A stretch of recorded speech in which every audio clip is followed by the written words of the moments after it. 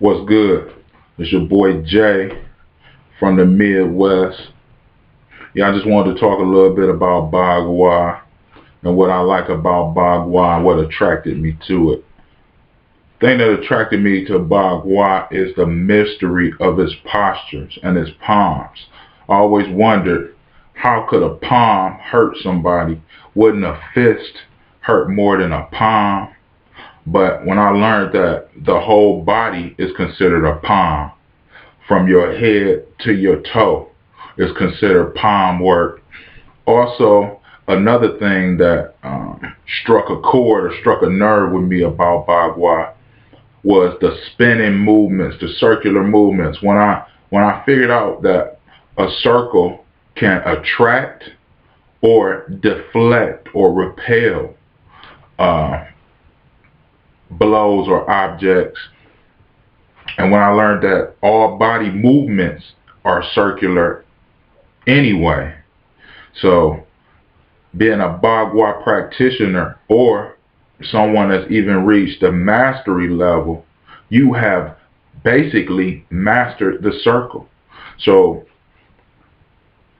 those are just a couple of things that were all striking in my mind with the aspect of Bagua associated. Those things were great to me. I also like the flexibility and balance that Bagua gives you. Now I find myself, just being practicing Bagua for the small time that I have been doing it. I find myself now ambidextrous. I can even, I move just as well from left to right, right to left, using my right hand, right foot, right hip, right shoulder, left shoulder.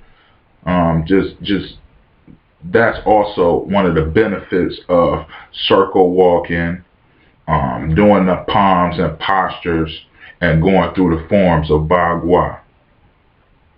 So, out of all of the internal styles, I thought Bagua was the most attractive. And the flexibility and balance that it gave. Those are just a few things that had me in awe with this martial art called Bagua. Another thing that I get asked a lot of times is, how long does it take to master Bagua? The answer to that question is, you will never master Bagua. You may be considered a master to others that's under you. If I'm in the second grade, I'm a master to a kindergartner. If I'm in the 12th grade, I'm a master to a first grader. I'm a master to a second grader, a third grader, a fourth grader, and so on.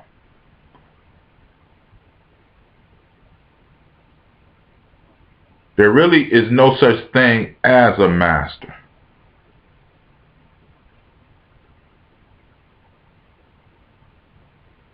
The true, especially of a style, the true thing that you want to master is yourself. Master yourself and your abilities. Always try to exceed what your parameters are. And at the same time, learn how to work within your parameters. If something isn't broke, don't try to fix it. If you're in a fight and you beating the dude with one technique, why change it? Why do anything different? You want the quickest way from A to B is just to go to B. Go to B. Go straight there. That's all it's about. So you want to master yourself. Be a master of yourself and always be a student. Always be learning. Because if something is not growing, it's dying. So you always want to be growing. And you always want to practice. And I even heard a great Bagua master, in my opinion. He might not consider himself a master, but I consider him. I heard him say it like this. You always want to improve your balance, because if you don't practice, if you don't circle walk on a regular, your balance gets thrown off. So you're always practicing to maintain your equilibrium. You're always practicing to maintain your balance. So it can never be mastered, in my opinion. It can never be mastered, because you can always look better. You can always do better. And the more you practice, you'll see the more that you get better. And the more you slack off, the more you'll see that you need to practice more again. So it's an ongoing process, in my opinion. It's an ongoing process. I might not be the greatest circle walker. I might not have every single form that's out there down. But for myself, I know what I have learned from the limited amount of time that I have been practicing. And I want to expound on that more. So I'm going to practice more. And eventually I'll get to more forms, and I'll add them to my bag of tricks, and I'll make them mine, to where you never know when they might spew out of my form. See?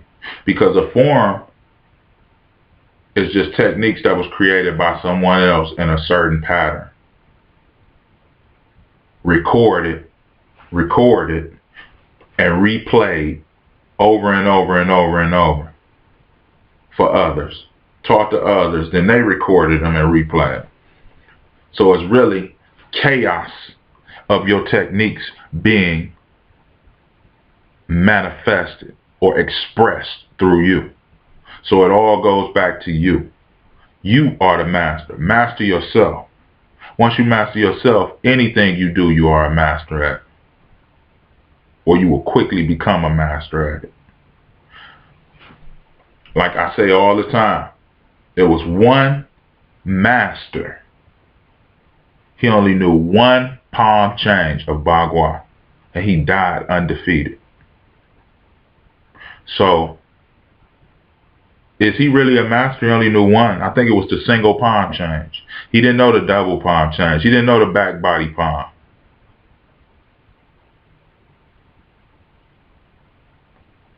Was he a master? Yes, he was. Because even with just one palm, he had mastered himself. And when you go up against somebody else who didn't master themselves and you mastered yourself, who's going to win? Food for thought. Holla. Keep it Bagua, y'all. Keep it martial. Keep it self-defense. Teach your family. And I'm out. Peace.